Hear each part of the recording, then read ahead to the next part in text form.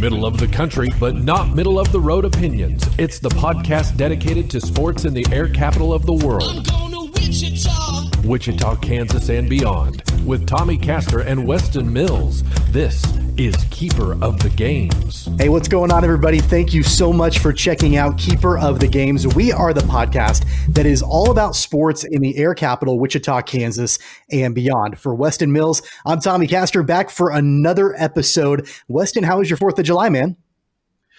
Can't complain too much. Actually did little of anything, but we're getting ready to head down to South Dakota, go see Mount Rushmore, and stay at a little resort's the word that they use, but it's more kind of like a high-end camping ground type area. So that kind of took place of what we were going to do for the 4th. Just kind of we're waiting for that, and we're headed out Tuesday. So very much looking forward to that, though.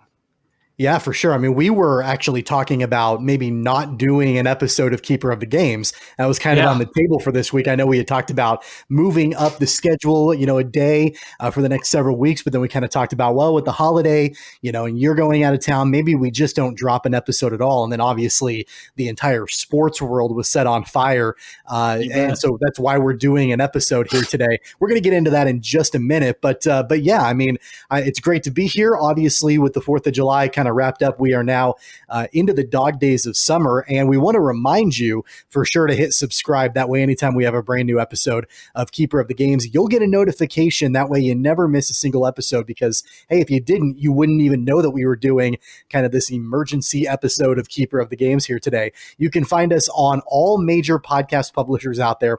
We're basically everywhere you listen to your favorite podcasts, like iTunes and Google Podcasts and Spotify, iHeartRadio, TuneIn Radio. The list goes on and on where you can find us there. You can, of course, watch full episodes of Keeper of the Games as well if you want to see our lovely faces. You can watch it on YouTube and Facebook just by searching for Keeper of the Games. And, of course, you can follow us on Twitter and Instagram at COGPod.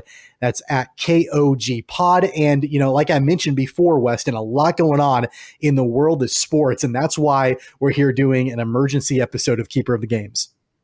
Yeah, and you're the reason we're doing that emergency podcast. You're referring to Joey Chestnut breaking his world record, right? That's why we're dropping this emergency podcast. we felt like we needed to jump on and just chronicle that crowning achievement in sports. No, I mean, that was an achievement for sure, but that's not the reason why we're doing a show. Yeah, no, I did have a hot dog myself, actually, too, on 4th of July. Not quite Joey Chestnut numbers, but yeah, I think the world was turned upside down, or at least the sports world turned upside down by the Pat news today.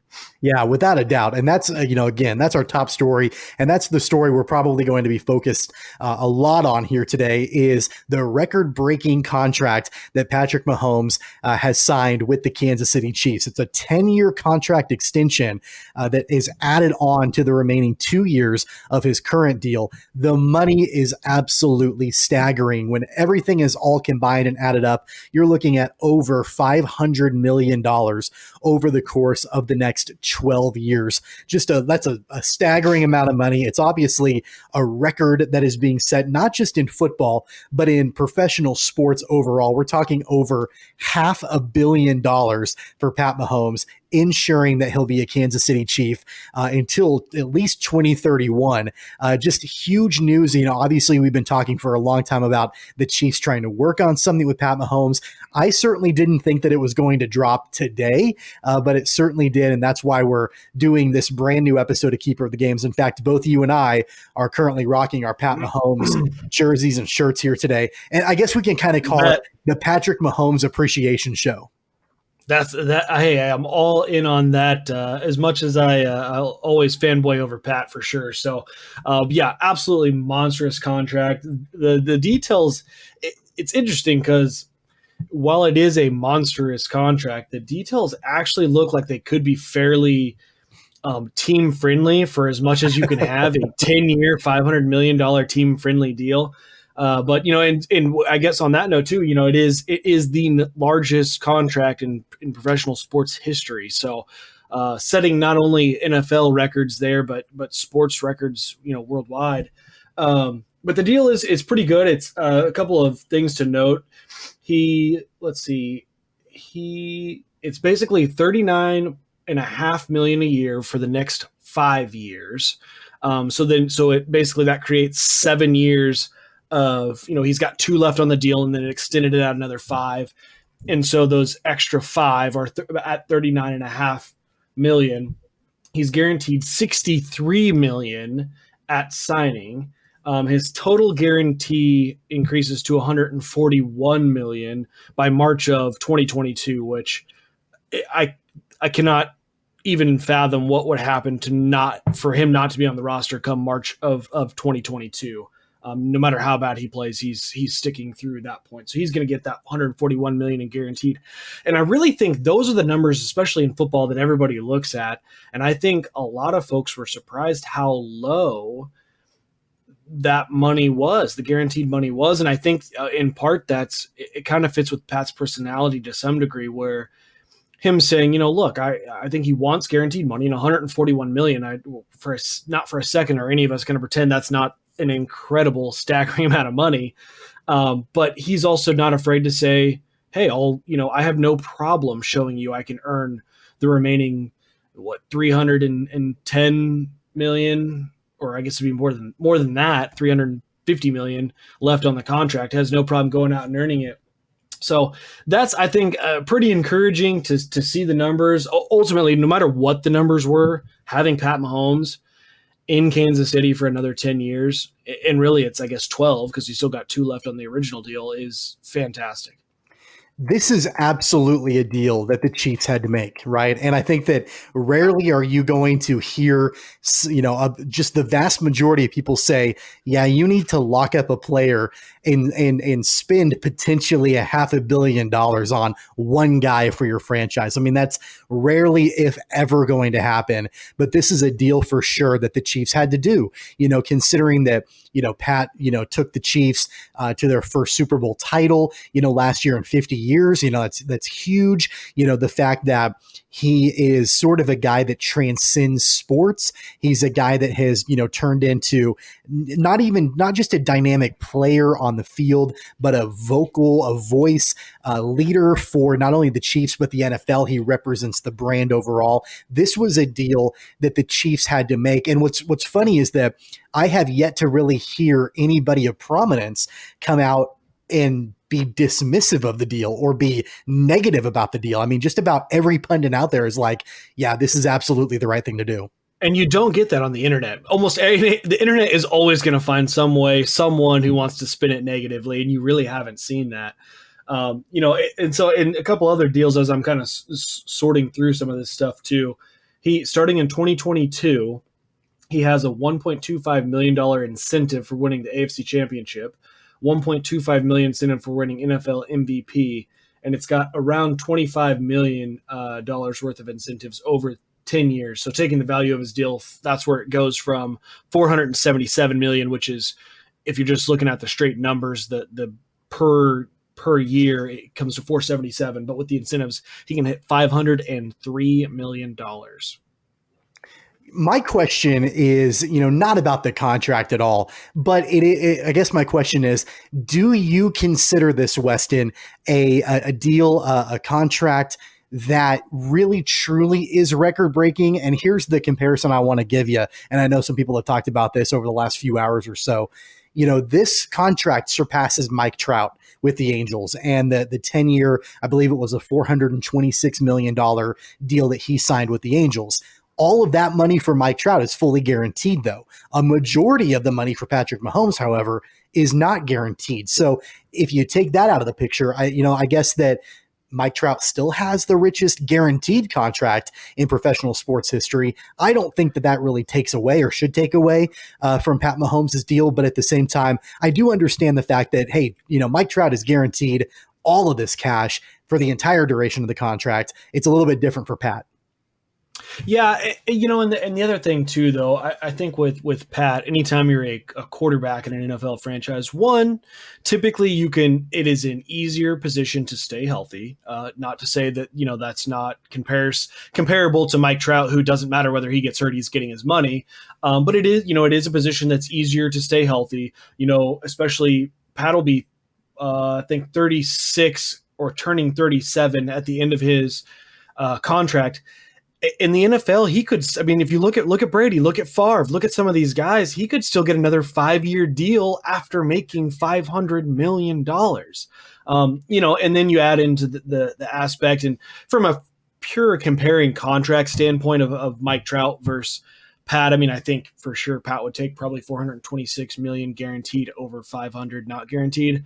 But also being quarterback in the NFL, the most popular sport in America, he's a $500 million man based on his contract. He's going to be a billionaire by the time he's 50 years old. I mean, he is going to be that athlete. The money's going to be there. You've already seen the amount of endorsements he's gotten.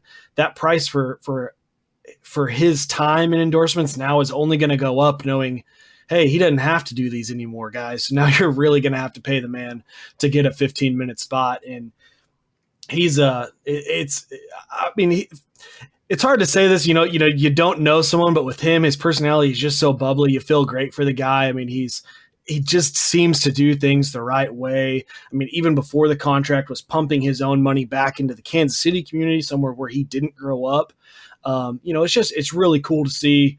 But yeah, I mean, as far as Chiefs fan is concerned, you've got to be excited for the next 10 to 12 years. Let's take a look at some of the current richest contracts in the NFL behind Pat Mahomes. And there's a huge drop off from Pat Mahomes and then further down the list. So number 2 is Matt Ryan from the Falcons. He signed an extension for 5 years, $150 million last year in 2019. You've got Khalil Mack at number 3. He's got a 6-year, $141 million contract. Then the only other non-quarterback when you go further down the list is Aaron Donald for the Rams. He scored a 6-year, $135 million contract in 2018. But there are a lot of other quarterbacks that are on the list. And what I find so shocking about the names on this list, you're not looking at names like Lamar Jackson. You're not looking at names like Deshaun Watson. You're not looking at names like, Tom Brady or Drew Brees. You're looking at names. It goes Patrick Mahomes, as far as quarterbacks are concerned, Patrick Mahomes at number 1, then Matt Ryan at number 2, Russell Wilson, which I'm okay with that one, a 4-year, $140 million contract. Then, Andrew Luck signed a contract. Obviously, he's not currently playing in the league right now, but he had a 6-year, $139 million contract. Jimmy Garoppolo, Matthew Stafford, then Jared Goff. Those are names that, I can look at Jared Goff as a pretty solid quarterback. Matthew Stafford's been around for a long time, earned that money. Jimmy Garoppolo took the 49ers to the Super Bowl last season. Russell Wilson is another one of those big dynamic quarterbacks in the league. But there are some names that are missing from that list as far as the quarterback position is concerned. I think we're looking at names like Deshaun Watson and even Dak Prescott now. Where are they going to fall on this list? I think that not only is this a good day for Pat Mahomes, I think it's a good day for some of these other quarterbacks that are probably next in line to get a payday. Yeah, so and this is a good point that you bring up, because it kind of transitions our conversation into, so what does this mean for the Chiefs going forward? Obviously, on the face, fantastic to have Pat locked up, but you kind of point out something important there, right? You see Matt Ryan, I think Matt Stafford has a pretty big contract.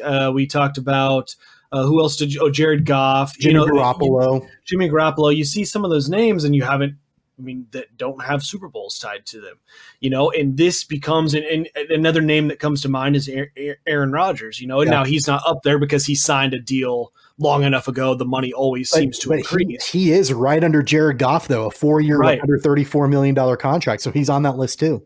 Right. So this creates the kind of the conundrum franchises have with quarterbacks, right? Like if you have a good one, you need to keep him. Well, you got to pay him to keep him. And what does that do? Creates that tiny window to make all those other pieces around him fit. And that's what Chiefs have done here. So while not for a second do I think, I certainly wouldn't suggest that they shouldn't have paid him this kind of money, nor do I think anybody would suggest that they shouldn't have paid him this kind of money. It makes winning Super Bowls a lot tougher now. There are going to be some tough conversations they have to have now. What does this mean for Chris Jones? What does this mean for the future of Tyreek Hill? We got Travis Kelce's contract coming up in a few years. The defense has always kind of been a sore spot.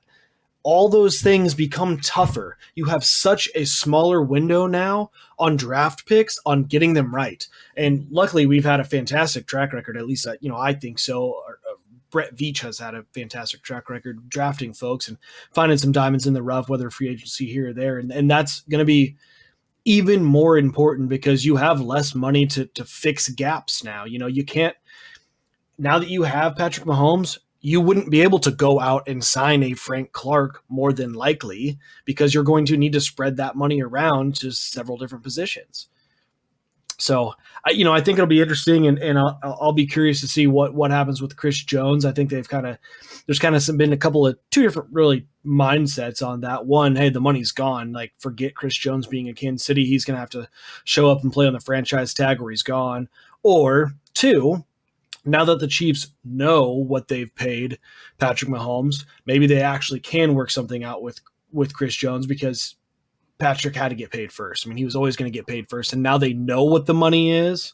Maybe it might be easier to maneuver and kind of work around and get something done with Chris Jones. Well, and a few points that I want to make, to that point, first off, when it comes to Chris Jones, you take a look at the list of the top earners in the NFL currently, and Aaron Donald's on that list, a 6-year, $135 million contract that he signed back in 2018. That's where the bar is set for, that position, that area. Obviously Chris Jones is right there. Now, Chris Jones, I think we all know, is not going to make Aaron Donald money regardless of where he goes. He's going to make a good amount of money, but he's not going to make a 6-year, $135 million contract. The question then is, how much lower is he going to be willing to go below the Aaron Donald price point?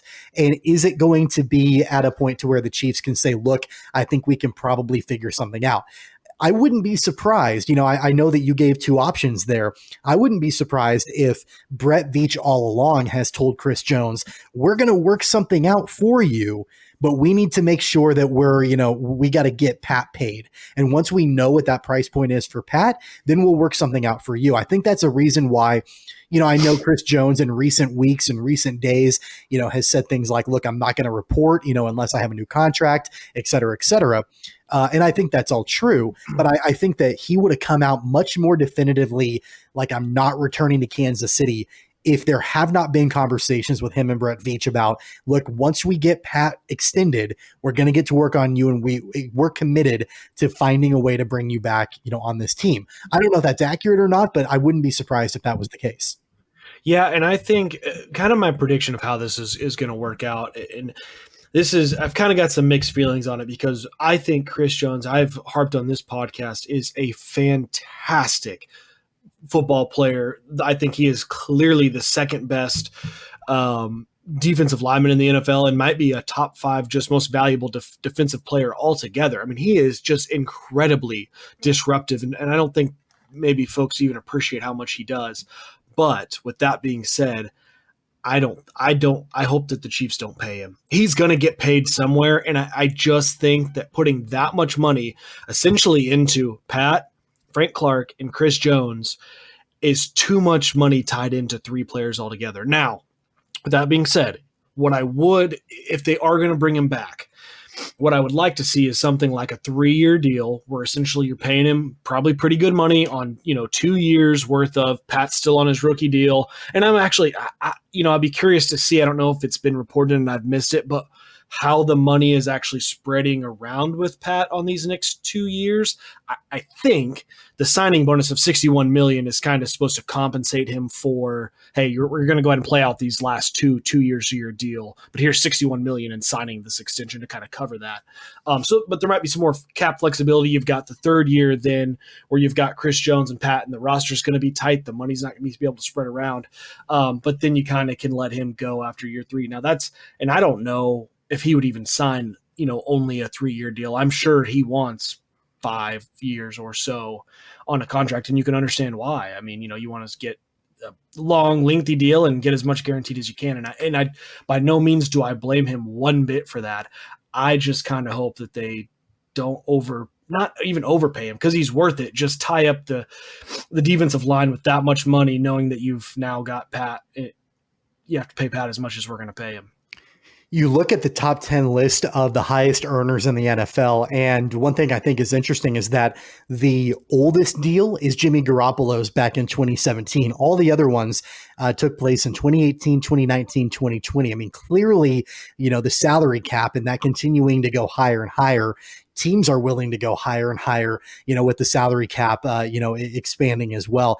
Here's a question that I want to pose, and this is something that I think a lot of people at first glance of me asking this are going to say, that's the stupidest question that I've heard in a long time. You might even think that when I ask it, what do you think, Tommy? That's ridiculous.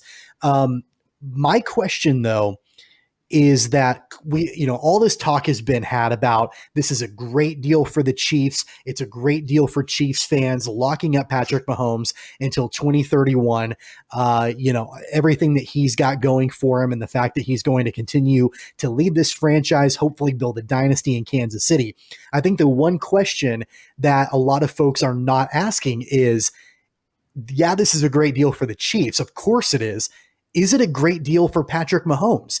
Now, I don't know why, I think people are going to say the guy's going to make $500 million. How is that not a good deal for Pat Mahomes? Mm-hmm. But I guess my question is, why wouldn't Patrick Mahomes consider extending a deal for 4 or 5 years with the thought of, hey, I'm just going to continue to get better and better and better. Maybe I can garner more money on, in free agency in 4 or 5 years. I mean, I know that, stability is important to him. I know he loves Kansas City. I know he loves that franchise. I know he wants to bring more Super Bowl titles to the city. But at the same time, I know it's kind of a risk reward. Like, yeah, he could, continue to grow and grow and grow, or maybe he's plateaued. I'm not saying he has, but maybe he has. And then at that point, maybe he won't get as much money on the free agent market. So I understand both sides of it, but I guess the one question that nobody's asking is this the best deal that Patrick Mahomes could have gotten? Or was there another way for him to go? Yeah, and I think there's probably no doubt that, he probably, I mean, if he was to test an open free agency, there's no doubt he could have probably got more than this, which is bizarre to think about. But I mean, I think you kind of touched on some of the points on why, Pat would be interested in maybe not getting the absolute tip top deal that he could have got. I mean, for instance, you think of kind of a name that comes to mind is Joe Flacco. He got paid after his Super Bowl. I'm sure his agent, Pat's agent, was telling him, look, I mean, you just won a Super Bowl. You were the MVP of the Super Bowl. Previous year, you were, the MVP of the league. Like, you're not going to get, the buzz about you is not going to get any hotter than it is right now. It can stay the same because right now everyone thinks you're the best quarterback in the league. So you might as well cash in as big as you can. And to some degree, I think that, at least I'd like to think, Pat wanted to some degree, a little bit like Brady, I guess, where it's, okay, yeah, that's a ton of money and it's over a long term. But he probably wants to leave some flexibility for the Chiefs to be able to go out and be able to still compete after 5 years from now. Once you've got a few guys coming off contracts, if he wants to keep Tyreek around, if he wants to keep Travis around. And so I think probably, and it's not so much from the dollars and cents standpoint, because like you mentioned, $500 million or $500 million is a ton of money. Pat is getting absolutely paid, but it's just the stability for him and the stability for the franchise to know where they've got money allocated, where they can go. It's going to make it easier for them to bring in or to re-sign guys or bring in new guys, knowing Pat's going to be there. And I think that helps Pat win. And I'm sure that factored in to his decision to go ahead and just, lock this money up now and kind of settle in with the career in Kansas City. Here's one thing I want to point out, and again, I love Patrick Mahomes. I love the Chiefs. I love this deal. I love the fact that for so many years of quarterback uncertainty in Kansas City, there's a franchise guy that's going to be around for a long time in KC and performing at a very, very high level, probably higher than anybody would have ever thought when he was first drafted, by the Chiefs. So I'm not trying to be negative at all about this deal. I'm not trying to be, the guy that's going to come in with the other point of view and dissent on it, because I do think that it's great all the way around. But there are a few things that I want to point out. There's more than just what meets the eye when it comes to a deal like this. And I really thought this was interesting. So there really have not been a lot of players that have received contracts of 10 years or more in the NFL. And I think a lot of that comes down to just the durability of players in a heavy hitting league like the NFL. A lot of times these players don't last a long time. So there's only been a handful of times that a player's gotten a 10-year deal or longer in NFL history. And I don't know if you know any of them, and if whether you do or you don't, I'm going to tell you what they are. I don't think I do.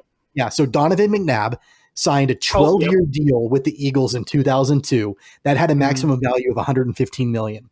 Drew Bledsoe signed a 10-year, $103 million deal with the Patriots in 2001. Obviously, we know what happened there with Tom Brady. Michael Vick signed a 10-year, $130 million contract with the Falcons in 2004. We know what ended up happening there.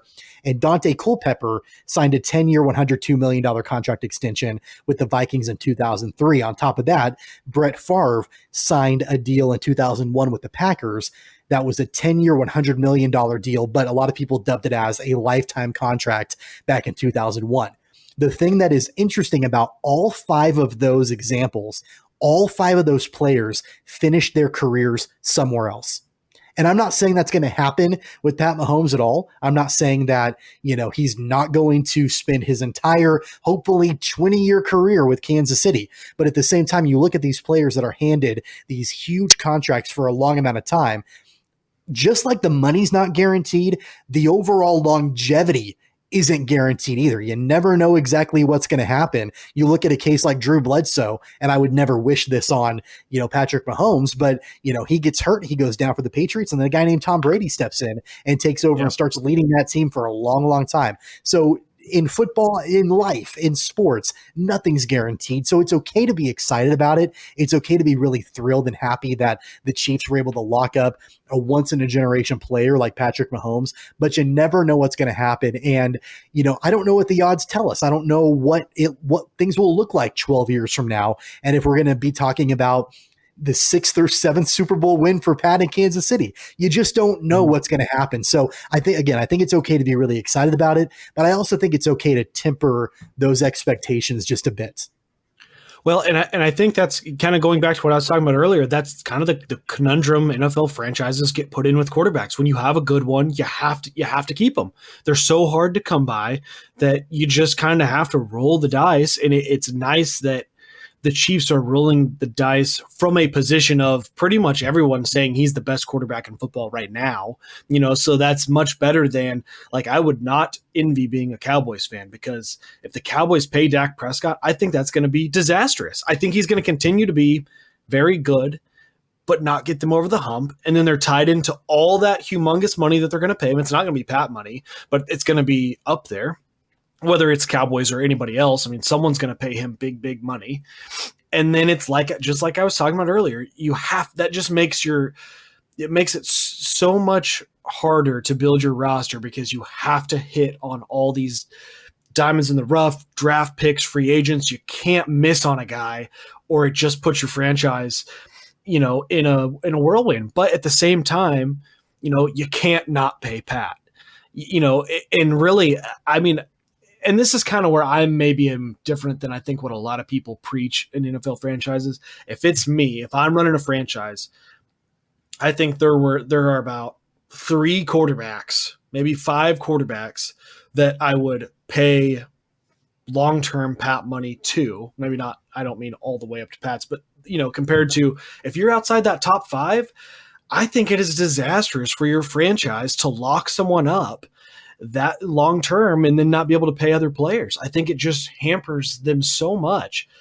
So just like you said, Kansas City had to do it. It's going to be a great deal, but you're right. You just never know where these things go. And, and another thing, this is just this kind of off the path a little bit, but as we're bringing that up, I was kind of thinking how much more important the draft pick of Clyde Edwards-Helaire is now, because, that adds, he's going to be in Kansas City for another 5 years as money gets tighter for the Chiefs. And that's you hope, a dynamic playmaker.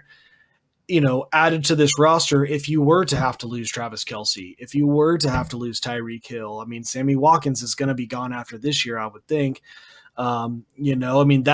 So those kind of picks do become more important knowing that they're stuck on a rookie deal.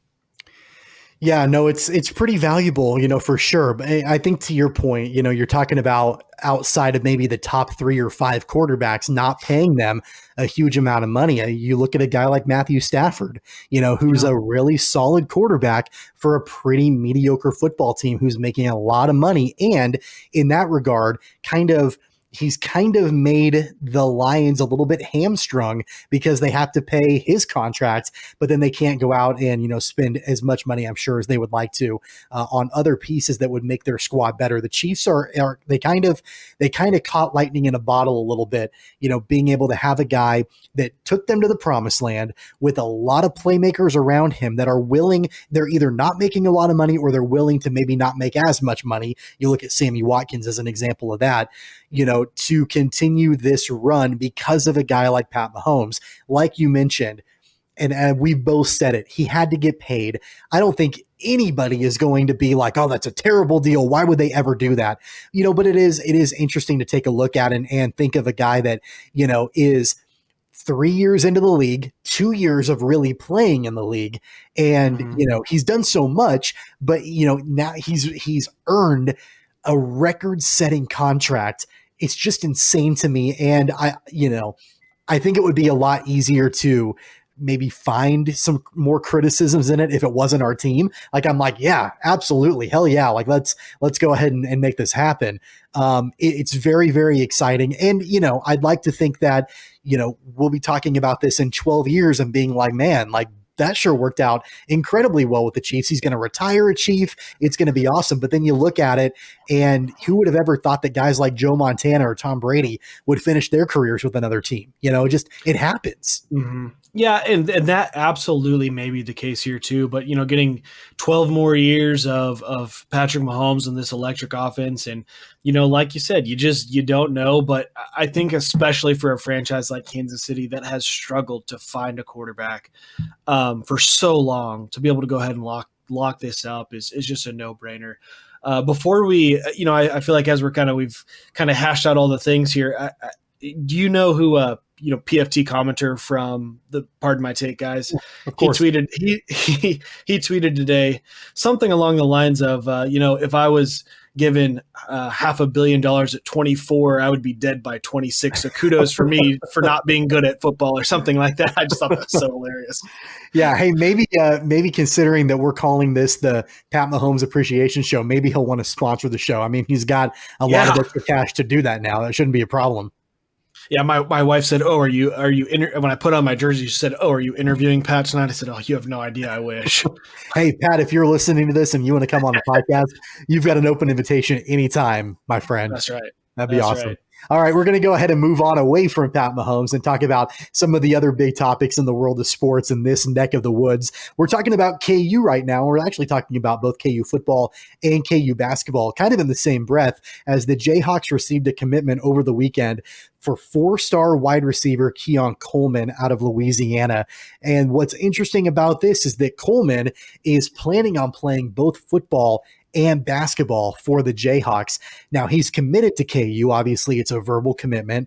Nothing's been signed yet, but assuming that he does sign and assuming that he does end up on campus in Lawrence, he would be the highest, the most starred, highest recruit that the Jayhawks have ever had in football before as a 4-star wide receiver. And then obviously, hoping to play basketball for Bill Self's squad as well. It's a huge get for the Jayhawks, assuming they can see it all the way through, especially considering that it looked like the main competitor for Keon Coleman's services was Oklahoma. And considering that the Jayhawks and their football squad got Coleman over the Sooners, I think is a huge get. Yeah, I mean, this is absolutely. I mean, he's 6'4", 188 pounds. Out of Louisiana, which obviously the nice strong ties with Les Miles there, I'm sure factored in pretty heavily. The highest rated recruit Kansas has had in football, for sure in Les Miles era, and I think for quite a while. if I remember right. I think But yeah, that absolutely. I really do. I think it's, from when they started actually rating recruits, I think it's the highest ever. Okay, well, yeah, absolutely. There you go. And if you look at the schools that were all interested in and offered him, I mean, you're talking about, so you got Arizona, you got Baylor, Florida State, you're talking Kentucky, Memphis, Miami. Obviously, we talked about Oklahoma State, Mizzou had offered this guy. So Texas A&M, Virginia, Wake Forest. I mean, so this guy can play football, man, and he's going to be fantastic. You got to imagine he's going to see snaps right off the bat for Les Miles and the Jayhawks. I'm sure he'll probably slide in next to Andrew Parchment, who played really well last year on the outside. And I know, and really, Stephon Robinson Jr., I think, is probably the guy who, prior to Keon Coleman, was going to start. And, I don't know a ton about him, but I obviously saw flashes from him, played a little bit last year. But I'm sure Keon Coleman probably slides in and starts right off the bat. Now, on the basketball side, I don't know much about his basketball skills, but I mean, he must be able to, I play a little bit because the walk-on situation for KU are not really walk-ons. That's always very strategic, and, it's somebody's very large donor's son that, ends up on the walk as a walk-on, or the slew of assistant coaches who've had sons, or, former players whose younger brother end up as walk-ons. So to give up a walk-on spot to Keon Coleman, I mean, I'm sure that, they're hoping to get some playing time out of him. Maybe not, I don't mean necessarily next year or anytime soon, but you got to think he's a player for Bill Self to sign off on this. Yeah, so my understanding is that Coleman is in the class of 2021. So, I mean, we're looking at a little bit longer for him. I mean, it's not going to be next season. So it looks like it's going to be 2 seasons from now. But still, ought to make an impact on both the football field and on the basketball court. He, like you mentioned, he's 6'4", 185. He's a national top 150 rated player. He plays defensive back at the high school level as well as wide receiver, and he averages 20-plus points per game for his basketball team in Louisiana. What I think is really interesting, and probably the biggest thing that I would imagine that gets a guy like Coleman to commit to a program like Kansas, at least on the football field, is that Bill Self took an interest in it. It's almost like Bill Self, I wouldn't be surprised, helped recruit Keon Coleman for the football team. I mean, he's going to make more of an impact on the football field, you would think. He might contribute for the basketball team, but the fact that, he's going to come right in and probably start to produce immediately for this KU football team, I think you have to tip your cap to Bill Self a little bit, right? I mean, nothing against Les Miles, but let's look at the Jayhawks football program. It's not strong. It's getting better. Les Miles and his coaching staff, they're bringing in some more highly regarded recruits into that program. But for a 4-star guy who had offers from, I mean, you listed them all off, including the Sooners, and he chose the Jayhawks, I think you have to, kind of point it right back to Bill Self as a guy who probably said, look, if you want to come play basketball too, we'll try to find a place for you and you can play football. I would imagine not a lot of the other programs were willing to sort of have that flexibility with him. Yeah, and to some degree, you got to think that Keon Coleman is quite the competitor to think that, hey, I'm, this big time football recruit. Obviously, he's very good at basketball too. But thinking, what, I don't care that I'm not getting a scholarship. I want to go to Kansas because I think I can play football and basketball and actually play. I don't think Kansas basketball really factors in that much if he's kind of just thinking, hey, I'm going to go sit on the bench and do this and that. I mean, you got to imagine that, like you said, the basketball side did factor in. It's because he wants to play for a good basketball program. So pretty cool to see that happen. And that I would have loved to kind of see the inner workings of this, because I'm sure Les Miles and Bill Self both had, many conversations kind of about this process and kind of worked stuff out together to some degree. So I think that would have been really interesting to see how that unfolded. Yeah, let's take a look at that overall recruiting class for KU for the class of 2021. So currently, I think before this commitment, they were ranked 51st in the country and 7th in the Big 12, which isn't great, but it's better than where KU had been in the past. Sure. And with this commitment, KU football now has 2 players who are in the national top 150 for the class of 2021. So that's obviously Keon Coleman and then running back Devin Neal. So they've added a couple of skill players that are really, really highly regarded as recruits are concerned. That would make them 2 of the highest rated recruits for the Jayhawks since recruiting rankings became a thing. And so it makes me wonder, are we seeing some anomalies here? Are we seeing exceptions to the rule, or are we starting to see the tide turn and things change a little bit for the Jayhawks as far as their football program and recruiting is concerned? Are they going to be able to, on a more regular basis, start to try to attract and compete for these 4-star recruits and maybe even someday grab a 5-star recruit for the program? Are we going to start to see that tide continue to turn, or are these just kind of exceptions to the rule of KU is mediocre in recruiting? Well, and it's interesting, right? Because you can't win without the recruits, but it's hard to recruit if you're not winning, right? So it's like which comes first. But really, I think a lot of times how these programs kind of get turned around, and you're hoping that this is kind of what you're seeing out of Kansas is. Maybe necessarily on the football field, we haven't seen a turnaround per se, but when you get a 4-star, and then now you've got 2 4-stars coming in 2021. Now, if you don't think that a lot of these guys aren't high school prospects, aren't checking the rivals board and seeing who's going where, and now all of a sudden, okay, Kansas has 2 4-stars. Now, the quarterback down the road in Colleyville, Texas, now he's a little bit more excited about the opportunity to go play with a couple other 4-star guys, maybe that he's known in the Texas 7-on-7 circuit for however long, and this and that. Now he wants to, and that, it's just a domino effect on the recruiting trail. So you really do hope that they can kind of take some of this momentum, at least on the recruiting side. Obviously, it has to turn into wins on the field, I think, to continue the success you have recruiting. But it is interesting to see which comes first, the wins or the recruiting, because it's hard to do either without the other one. Yeah, without a doubt. So just a little clarification about Coleman. So he is the highest rated high school player that KU football has gotten a commitment from. They did have 2 other higher rated recruits, but they were both transfers. They were both JUCO transfers coming in. So he's the highest rated high school recruit. And this is what's crazy to me. Second on that list is Puka Williams. And we all know what Puka has done, during his time at KU. So, obviously, if that's any indication, we're probably looking at a guy in Keon Coleman that could be a bona fide star for the Jayhawks on the gridiron come 2021 for sure. So that's a huge get for KU. Now, obviously, we'll see if he actually signs with the Jayhawks. A ways to go before that actually happens, but for sure, an exciting get for the Jayhawks for both football and basketball. We're going to go ahead and transition and talk some baseball news. We'll talk about the Kansas City Royals a little bit. Baseball has kind of relaunched. We're kind of in spring training 2.0, or as Major League Baseball likes to call it, summer camp, which I hate that term. I think it's really stupid, but they're calling it summer camp. And the Royals are practicing, they're working out, they're scrimmaging, they're getting ready to relaunch the season later on this month, but not without some news on the COVID-19 front. Salvador Perez has tested positive for COVID-19. That announcement was made just a couple of days ago. And so he is currently not with the squad. Now, obviously, Weston, there's a good amount of time between now and when the season actually starts. Is this a concern for Kansas City? It's not a concern for Kansas City, I don't think, but I think it is a concern for baseball as a whole.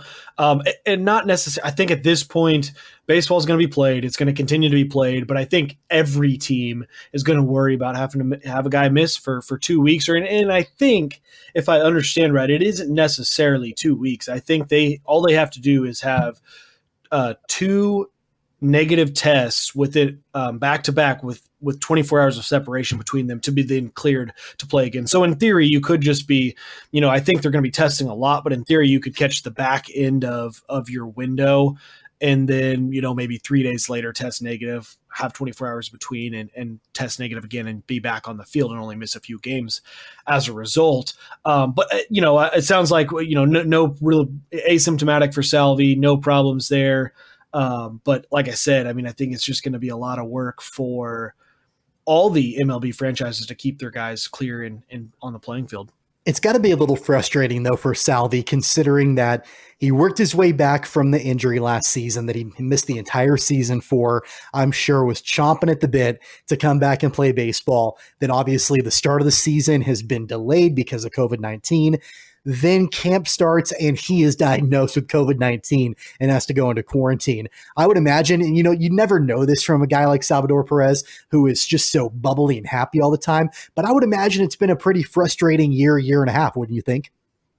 Yeah, I mean, God, having Tommy John as a catcher, not only that, I mean, let's just start there. I mean, having Tommy John when you're not a pitcher, that's got to be frustrating enough as it is. So, and for a guy who just radiates the love of baseball, I'm sure it has just been driving him nuts, not being on the field and hanging out with the guys. And he also, I could see him having the same personality, also struggling a little bit to work within the quarantine rules of what's going to be put in place, just because he is or seems to be such a sociable, outgoing, want to be around people kind of guy. So, I'm sure it's been frustrating, and I'm so excited to get to see him gun somebody down at second base here in the near future.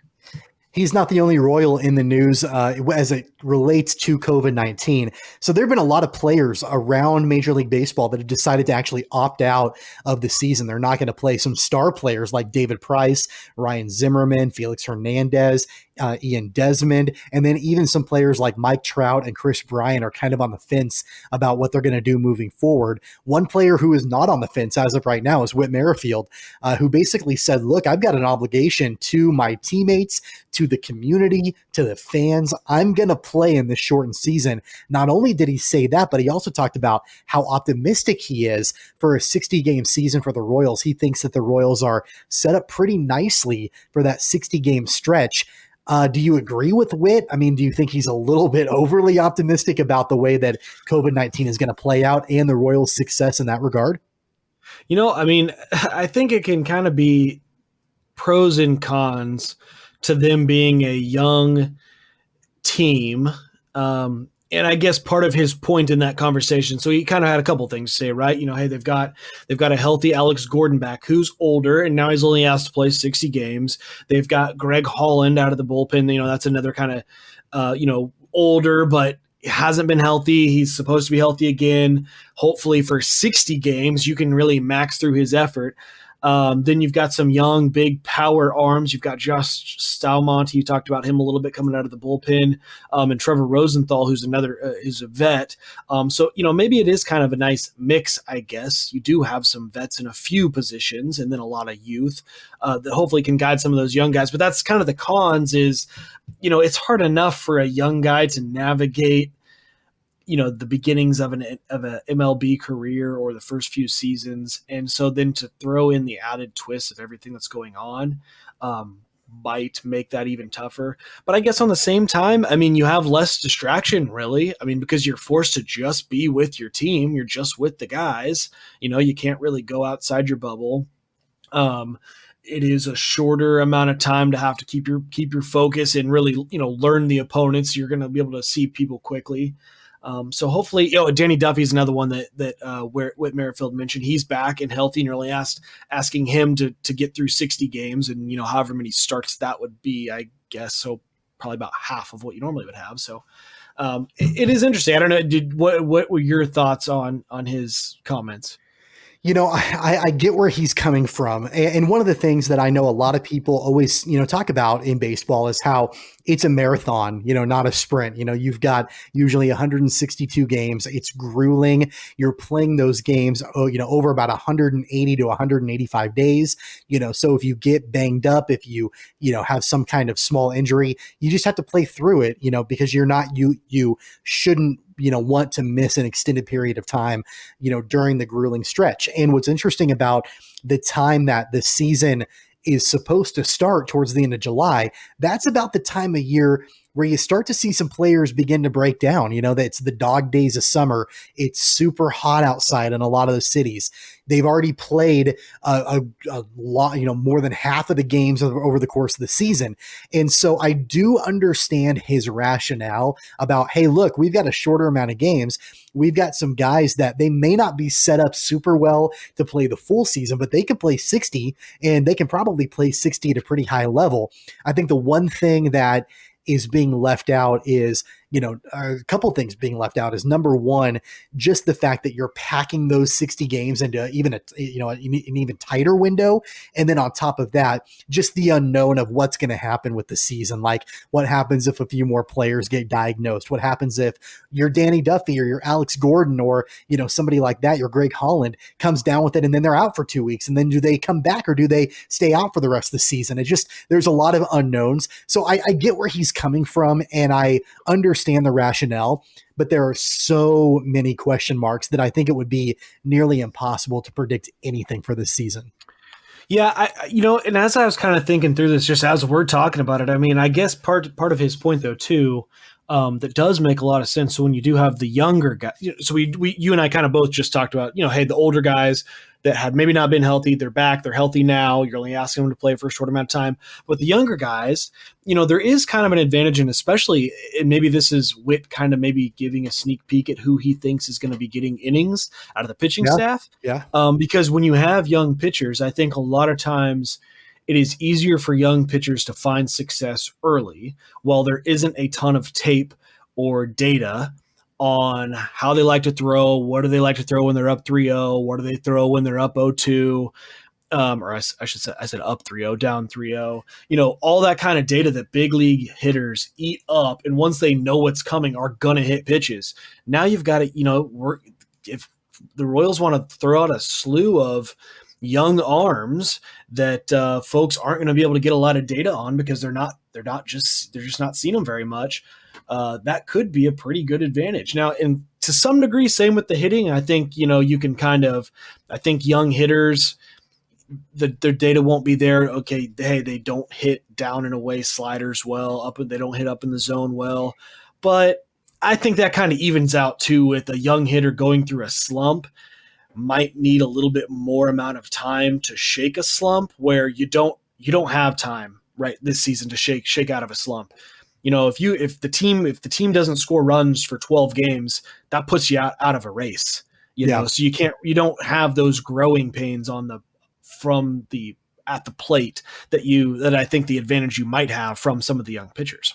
There could literally be a handful of teams that are out of the races after the first 14 days of the season. I mean, that sort of thing could very well happen. So that'll be interesting. We obviously wish Salvador Perez the best as he, I guess, recovers from COVID-19. He's asymptomatic, but hopefully everything turns out okay and he can rejoin the squad here pretty quickly for the Royals, and then everything else goes off without a hitch. Let's go ahead and get into our Wichita Whip Around for this episode of Keeper of the Games. We're going to talk about the Ark Valley Chisholm Trail League and the realignment that has happened in the Wichita area. And probably the most notable change in this realignment for this prep league for football is the fact that Maize and Maize South, they're going to get a chance to play each other now regularly. And that's a big deal financially, at least, because over the last 2 years, those two teams have played each other in the playoffs, and they brought in over $30,000 in revenue. So now they're going to be in the same league, and they're going to play each other every year, which is definitely good for a rivalry standpoint and also a financial standpoint as well. Those numbers were staggering for me to see. I had no concept on, how much money a high school sporting event could even bring in. I had no idea it was anywhere near that.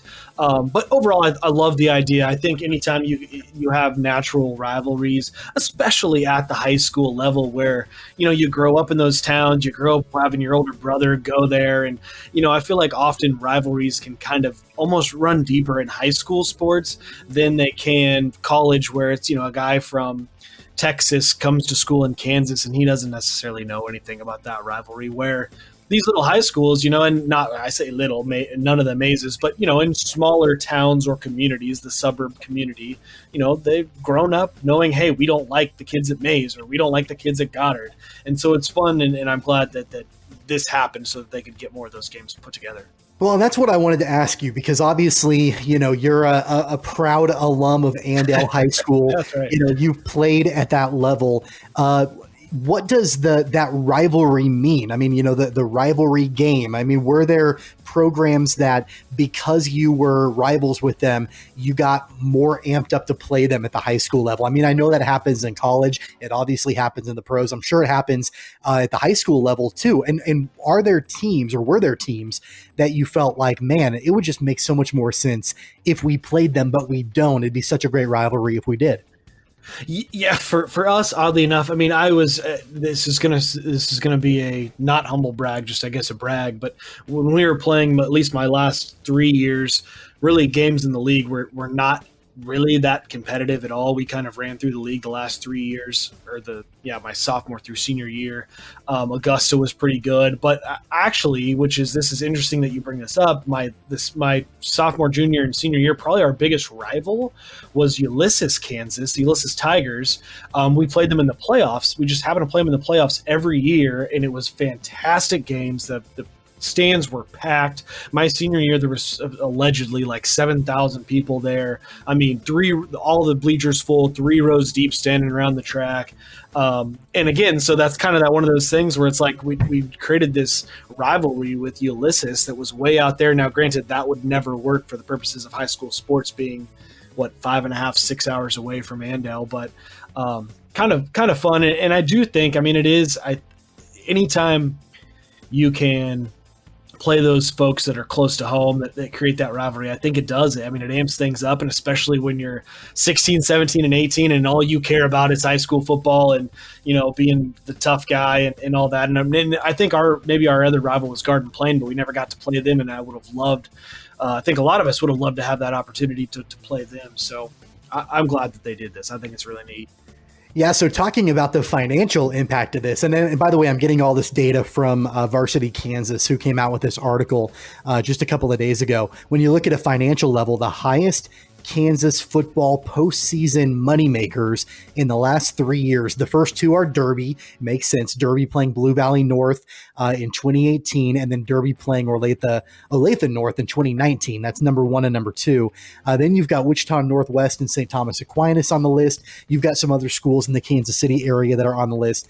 Maize South and Maize come in at 7 and 8, which we just talked about. The one I find really interesting is the Class 3A state championship in 2018. And that was Pratt versus Sabetha. I think I said that right. Sabetha, is that right? Yeah. Up in the northeast part of Kansas. That came in at number 3, making almost $20,000 on that one game, and that was Class 3A. So really, it doesn't matter, for the most part, the size of school. It now matters the rivalry and the stakes at hand. And so having the opportunity for Maize and Maize South to play each other on a regular basis, that's definitely good for finances for those schools. Yeah, you'd be surprised how many folks go to high school sporting events that don't have an affiliation with either school. They'll go because they're good games. And I think the folks that follow at that level, they also know this is a rivalry game and it's going to be an exciting game. I'd like to just go check it out, So yeah. I do think that helps definitely create this extra revenue. Absolutely. So a brand new rivalry, or not a brand new rivalry, but an existing rivalry getting a chance to play on a regular basis in Maize and Maize South for the Ark Valley Chisholm Trail League. So that is our Wichita Whip Around for this episode of Keeper of the Games. Before we get out of here and wrap up the show entirely, our Finally Funny is something that you don't really know anything about, Weston. So I'm going to kind of tell you about this here on the fly. So this video has not been released at the time of this recording. I think by the time this episode drops, it's going to be live and people are going to be able to watch it.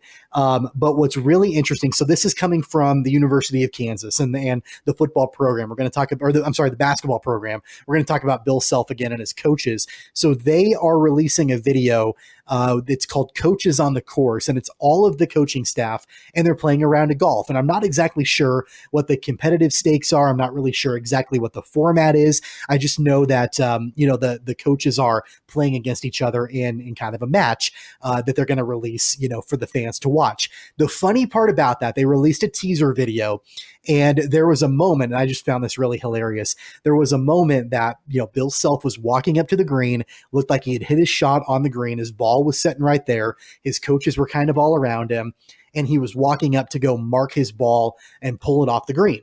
So he bends over, he marks his ball, he takes his golf ball away, and he used his national championship ring to mark his golf ball there on the golf course, which has got to be the ultimate flex of all time. Like, obviously his assistants, like I know a couple of them have been around for a long time and were with him when they won the national championship in 2008. But just knowing that you're walking up and you're actually marking your golf ball with your national championship ring, that's a huge flex.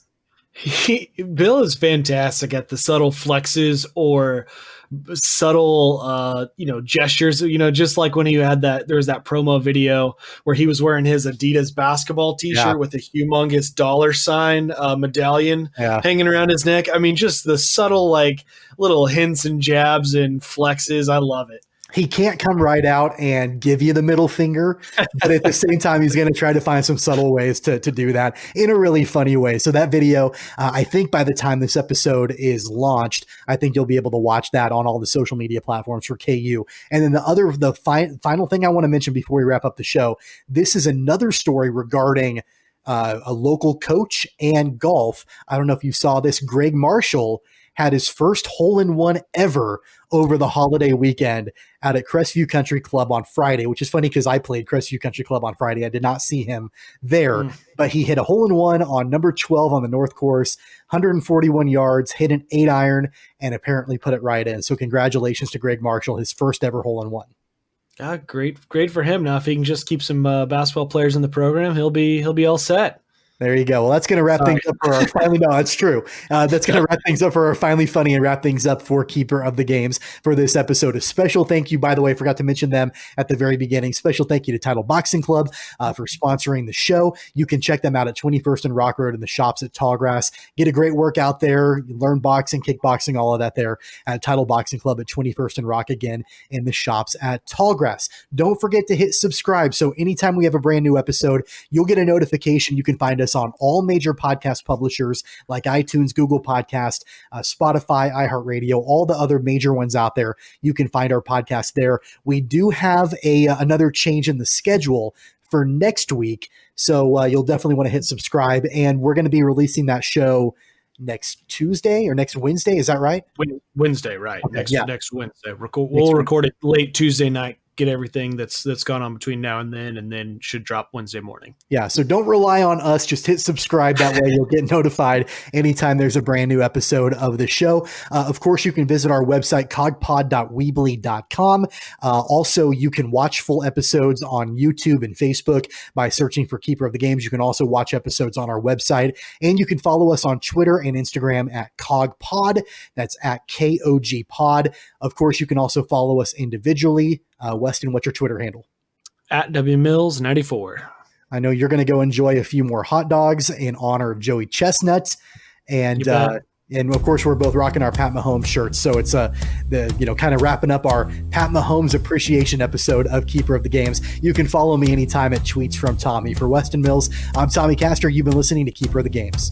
Take care, guys. You've been listening to Keeper of the Games with Tommy Castor and Weston Mills. Don't forget to subscribe, download, and listen on all major podcast platforms like iTunes, Google Play, Spotify, Stitcher, and more. Find the podcast and videos on Facebook and YouTube at Keeper of the Games, and follow the podcast on Twitter and Instagram at CogPod. That's KOG Pod.